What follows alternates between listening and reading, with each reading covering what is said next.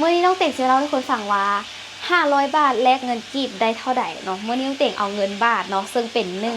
เป็น500 บาทเอาไปแลกเงินกีบทุกคนเนาะซึ่งเลขของมือนีแมนจะอยู่ที่ประมาณ 1,000 บาทเท่ากับ630,000ตอนนี้กำลังทอดซีนอยู่กับยันนั่นแลกได้ประมาณ630,000กีบแต่ว่าเมื่อนี้ต้องเต่งทันแรกเป็นเงิน500 บาทแลกได้315,000กีบนะทุกคนเนาะน้องเต่งก็สบายน้องเต่งกันเลยว่าแลกมาจะเอาเงินกีบไปซื้อยาแต่ลืมเอาเงินไปซื้อแนวกินแล้วกะเบิร์ด เอาเงินไปซื้อแนวกินแล้วกะเบิร์ดแล้วตอนนี้กำลังเฮ็ดกับข้าวอยู่ทุกคนย่านนะมื้อนี้จะเฮ็ดทอดซีนกับผักบุ้งแล้วกะผัดไทยผักบุ้งแล้วผักบุ้งแล้วก็เฮ็ดต่ำทั่วเนาะ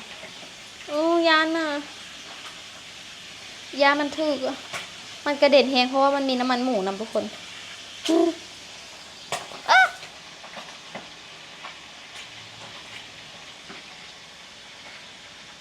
โคตรกระเด็นแฮงเลย